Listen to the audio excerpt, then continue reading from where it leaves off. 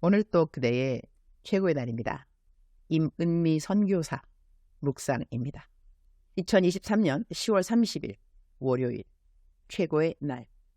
하나님 뜻을 분별할 때 사용하는 환경 설정의 방법. 사사기 6장. 어제는 어느 여학생 상담을 해주는데 학교에서 왕따 당하고 무기력해지고 학교 가는 거 무섭고 등등등 고등학교 1학년 학생이다. 그러니 외모에 대한 관심이 지대할 때가 아닐 수 없는 것이다. 이 학생을 교회 근처 카페에서 만났는데 첫 인상이 아주 맑고 예쁜 아이였다. 그래서 보자마자 아주 예쁜 아이구나. 나중에 모델 해도 되겠네. 라고 첫 인사말을 나누었다. 카페에 앉자마자 나는 막바로 상담에 들어갔다. 학교 이야기, 친구 이야기 물어보기 시작했는데 얼굴에 대한 컴플렉스가 있는 것이 감지되었다. 그래서 얼굴 어디를 고치면 너는 너가 마음에 들 것 같니? 라고 물어보았다. 그랬더니 사각턱, 자신의 얼굴이 마음에 안 들어서 그 사각턱 좀 없어지면 자기 얼굴이 마음에 들 것 같다고 한다. 그래서 어머 그래? 그건 너무 고치기 쉽지. 고치기 힘든 것이라면 몰라도 그건 너무 간단해. 잠깐만 기다려. 그리고 나는 그 자리에서 막바로 아라현 치과의원 원장님에게 전화를 걸었다. 보통은 내가 현진아라고 이름을 부르는 친한 사이이지만 어제는 내 앞에 앉아있는 학생 일부러 들으라고 원장님 이렇게 전화로 불렀다. 그리고는 사각턱 지난번에 보탁스 주사 놔주고 고쳐준 사람 있죠? 그거 효과 얼마나 빨리 볼 수 있나요? 주사 비용 얼마? 그랬더니 현진 원장님 정말 구엽기 짝이 없다. 아, 우울증 있는 학생 상담하시는 중인가 보군요. 목사님 부탁하시면 가격은 50% DC죠. 효과는 금방이고요. 어릴수록 효과는 빨라요. 내 어제 묵상을 현진 원장이 읽은지라 내가 전화하니 막바로 내 질문을 그 여학생의 문제로 연결시켜서 생각을 한 것 같다. 사각턱에 대한 이야기를 좀 길게 설명해 주었는데 묵상에 다 어울리지는 않도록 한다. 전화 끊고 그 여학생에게 보탁스 주사 맞는 비용을 내가 내주겠다고 했다. 금방 사각턱은 고쳐지니까 자신이 원하는 아름다운 모습을 갖게 될 거라고 했다.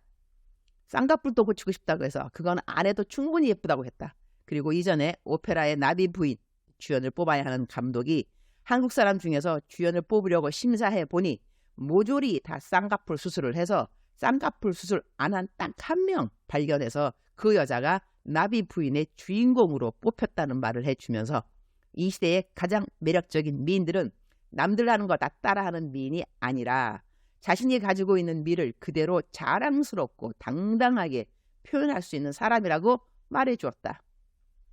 한편 속으로는 이 학생 쌍꺼풀 수술 비용까지 내가 돈 대주기에는 좀 많은 것 같아서리.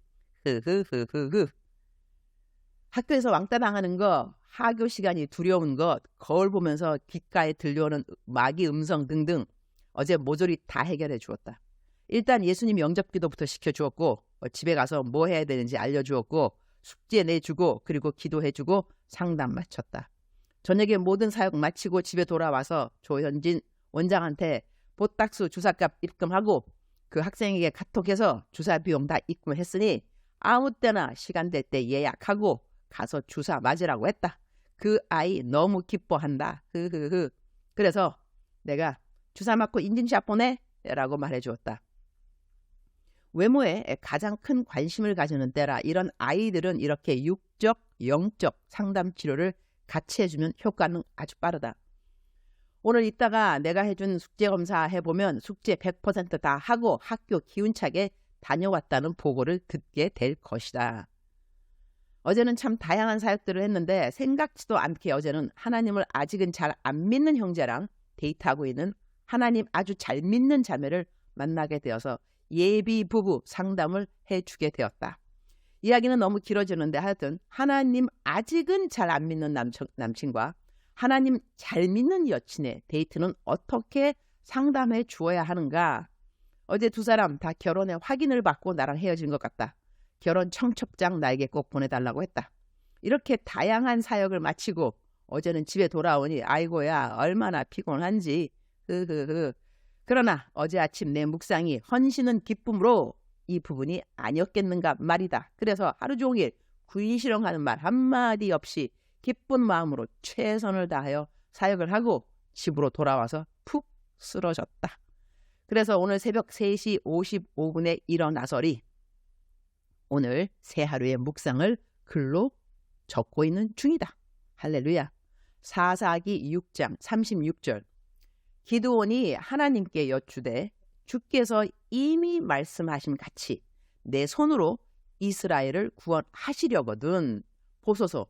내가 양털 한 뭉치를 타작마당에 두리니 만일 이슬이 양털에만 있고 주변 땅은 마르면 주께서 이미 말씀하신 같이 내 손으로 이스라엘을 구원하실 줄을 내가 알겠나이다 하였더니 Gideon said to God, If you will save Israel by my hand, as you have promised, look, I will place a wool fleece on the threshing floor.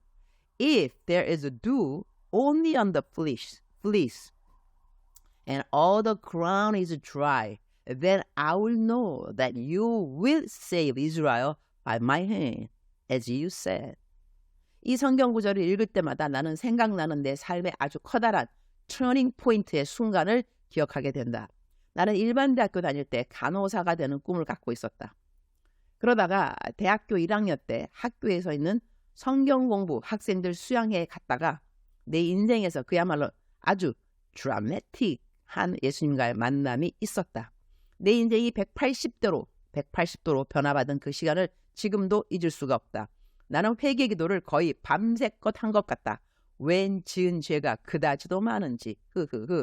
그리고 난 다음 그야말로 세상에 찌들었던 나의 모습이 모조리 다 변화받고 나는 교회에서 신앙생활을 정말 열심히 한 것 같다. 그러니 자연히 들려온 말들이 나보고 신학교 가라는 것이었다. 갈등 많이 때렸다 그 당시. 이유 중 하나는 그때만 해도 여자 목사가 그렇게 흔한 때가 아니었다. 나는 장로교에서 쭉 자라났다. 그러니 여자가 목사 안수를 받는다는 것이 너무나 생소했고 이것이 성경적인가에 대한 질문이 없었을 리가 있었겠는가 말이다. 간호사가 될 것인가 신학교에 가서 여자 목사가 될 것인가. 두 가지 선택 앞에서 나의 갈등은 참 어마어마했다. 내 묵상에는 다 올릴 수 없는데 나는 이렇게 순종했다라는 나의 책에 이 간증은 고스란히 담겨 있다. 나는 책을 9권 쓴 저자이다. 그때 하나님 앞에서 했던 기도가 바로 오늘 내 묵상 구절인 기드온이 했던 기도의 방법이다. 이런 것을 하나님의 뜻 구별하기 위해서 스스로 환경을 설정하는 방법이라고 할 수 있다. 그때 나는 주님의 뜻 가리기 위한 환경을 설정하기를 주님, 내가 간호사가 되기 원하시면 제 꿈에 제가 간호사가 되어 있는 모습을 보게 해주세요. 그러나 주님이 내가 목사가 되기 원하시면 내가 설교하는 모습을 꿈에 보게 해주세요. 그렇게 환경을 설정해 두고 기도를 하는데 그날 밤 나는 설교를 하는 꿈을 꾸게 되었다. 그래서 나는 기드온처럼 또 기도하기를 정말 제가 여자 목사가 되기 원하시면 그러면 오늘 밤 꿈에는 반대로 제가 간호사가 되어 있는 꿈을 꾸게 해주세요. 나는 그날 밤, 그 전날 밤의 꿈과는 반대로 간호사가 된 나의 모습을 꿈에서 보게 된다. 근데 난 여기서도 확신이 부족해서 주님 한 번만 더 저의 믿음 약함을 불쌍히 보시고 이번에는 꿈에 제가 다시 한번 설교하는 모습을 보게 해주세요. 나는 그날 밤 설교하는 나의 모습을 꿈으로 꾸게 된다. 그래서 나는 신학교로 전학을 하게 된다. 신학교도 내가 왜 그 신학교를 가게 되었는지 하나님의 인도하심을 아주 구체적으로 물어서 받아낸 답 그대로 나는 순종을 했다. 그런데 나는 이런 방법을 하나님의 뜻 가리는 것으로 사실 강추하지는 않는다. 하지만 이런 방법으로 우리에게 하나님의 뜻을 확인시켜 주시는 것이 하나님이 우리를 인도하시는 방법 중 하나인 것은 믿는다. 그리고 성경에는 기드온뿐만 아니라 다윗의 친구 요나단도 적진에 올라갈 때 환경적으로 조건을 하나님 앞에 제시하는 것을 볼 수 있다. 시간이 있는 분들은 꼭 성경에서 요나단 이야기를 찾아 읽어보면 좋겠다. 우리에게 가장 필요한 것은 내가 과연 얼마만큼 하나님의 뜻을 온전히 100% 그대로 순종하고 싶은가? 그 간절함을 하나님께 보여드리는 것이 아닌가 한다. 울컥하네요. 주님, 오늘 또 최고의 날입니다. 저의 지나간 세월, 주님이 저를 인도하시는 숱하게 많은 방법들이 있습니다. 한 가지 방법이 아니었고 동일한 방법 역시 아니었습니다. 그러한 과정을 통하여 배운 것은 내가 얼마만큼 하나님의 뜻을 잘 이행했는가 하는 것보다는 내 인생의 굽이굽이 모든 자리에서 얼마만큼 주님의 음성 듣기를 사모하며 주님의 발 바로 아래서 주님을 섬기고 있었는가 하는 주님과 나의 친밀함이라는 것을 배우게 되었습니다. 주님 뜻 행하는 거야. 제가 죄를 짓는 것이 아니라면 어디를 가든 주님이 함께 가주시지 않으실까요? 내 삶에 성취된 어떠한 열매들이 중요한 것이 사실이지만 그 열매를 얻기까지 제가 걸어가는 과정에서 내가 어떠한 주님을 만나 어떻게 하나님을 배웠는가 하는 것이 하나님 생각에 더 중요하다는 것을 깨달았습니다. 오늘은 이곳, 내일은 저곳. 제가 어디를 가면 어떻고 무엇을 하면 어떻겠습니까? 저에게 필요한 것은 오직 예수 그리스도, 우리 주님 한 분이십니다. 예수 그리스도 한 분으로 충분히 만족한 매일매일이 되기를 오늘도 소원하며 한 발자국씩 주님 인도하시는 길을 오늘도 걸어갑니다. 그것이 하나님을 위한 어떠한 일을 성취함보다 더 중요하다는 것이지요. 갑자기 울컥하네요, 주님. 오늘도 내 삶의 모든 시선이 예수 그리스도께 집중하기를 소원합니다. 내 꿈도, 내 비전도, 나의 건강도, 나의 시간도, 나의 재능도, 그 모든 것은 예수 그리스도 한 분만이 우리 인생에서 모든 것이라는 것을 내 이웃으로 하여금 깨닫게 해주는 도구로 사용하여 주시기를 기도드립니다. 지금까지 지내온 것 주의 크신 은혜라 찬송가 가사가 저절로 떠오르네요. 오늘은 중환자실에 있는 어느 분 병문안을 갑니다.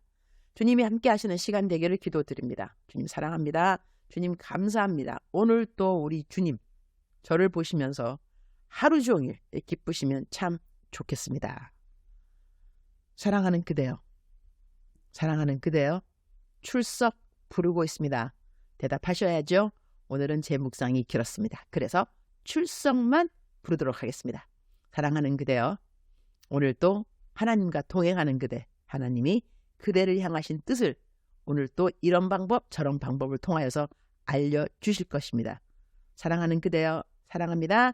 사랑하는 그대여 축복합니다. 오늘 또 그대의 최고의 날입니다.